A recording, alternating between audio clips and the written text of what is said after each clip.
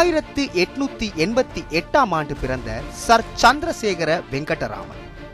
சிறுவயது முதலே படிப்பில் படுசுட்டியான ராமன் தனது கடின உழைப்பால் கொல்கத்தா பல்கலைக்கழகத்தில் இணை பேராசிரியராக உயர்ந்தார். இணை பேராசிரியரானாலும் தனது இடைவிடாத ஆராய்ச்சியின் காரணமாக அறிவியல் துறையில் சராசரியாக 5 ஆண்டு முதல் 10 ஆண்டுகள் வரை ஆராய்ச்சி செய்து பெறப்படும் நோபல் பரிசை வெறும் 2 ஆண்டுகளில் பெற்றார். ஆசியாவின் முதல் நோபல் விஞ்ஞானி, தமிழகத்தின் முதன்மையான நோபல் பரிசு விஞ்ஞானி, பாரத ரத்னா, நோபல் பரிசு என 2ஐயும் பெற்ற ஒரே இந்திய விஞ்ஞானி என சரித்திரத்தில் தன் பெயரை அழுத்தமாக பொறித்தவர் சர் சி.வி. ராமன். பாடலில் கவித்துவமாக ஒலிக்கும் இந்த கேள்விக்கு அறிவியல் பூர்வமாக பல கட்ட ஆய்வுகளுக்கு பிறகு சர் சி.வி. ராமன் கண்டுபிடித்த கண்டுபிடிப்புதான் உலகின் மிக முக்கிய அறிவியல் கண்டுபிடிப்புகளில் ஒன்றான ராமன் விளைவு. தேச தலைவர்களைப் போலவே அறிவியல் மேதைகளும் போற்றப்பட வேண்டும் என்ற அடிப்படையில் சர் சி.வி. ராமன் தனது ஆய்வு முடிவை வெளியிட்ட 1928ஆம் ஆண்டு பிப்ரவரி 28ஆம் தேதியை நினைவு கூறும் விதமாக 1987ஆம் ஆண்டு முதல் தேசிய அறிவியல் தினம் ஆண்டுதோறும் கொண்டாடப்பட்டு வருகிறது. இன்றைக்கு இருக்க நிலைமை என்ன, இந்த அரசு அறிவியல் கண்டுபிடிப்புக்காகவோ ஆராய்ச்சிக்காகவோ ஒரு 1% பணம் கூட ஒதுக்க தயாராக இல்லை.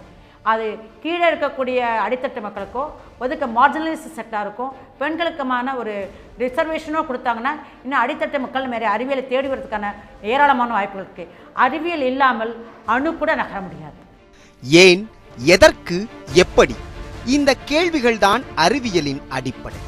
இதுதான் கற்களோடு வாழ்ந்த மனிதனை இன்று ஆண்ட்ராய்டு போனுடன் வாழ பழக்கியுள்ளது.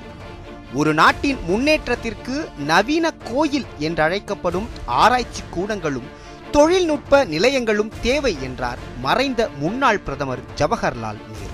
இதன் அடிப்படையிலேயே 1958ஆம் ஆண்டு அறிவியல் கொள்கை தீர்மானம் நிறைவேற்றப்பட்டது.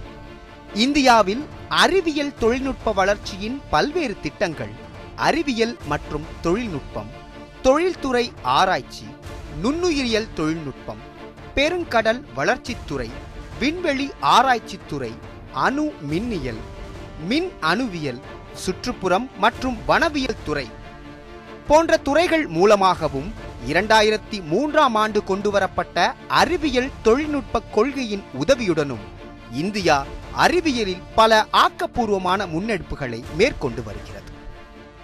தான் வாங்கின நோபல் பரிசை இந்தியாவில் சிறையில் வாடக்கூடிய இந்தியர்களுக்காக அர்ப்பணம் பண்ணினார். தான் வாங்கின பரிசை ஒரு பேங்கில் போட்டது. பேங்க் ஃபுல்லாக கல்கத்தாவில் பேங்க் திவாலா போயிட்டு அதுக்கப்புறமா மனசு தளராமல் மக்களுக்காக தன்னுடைய பரிசை செய்கைகளையும் அறிவியலையும் அர்ப்பணித்து வேலை பார்த்துட்ருக்காரு.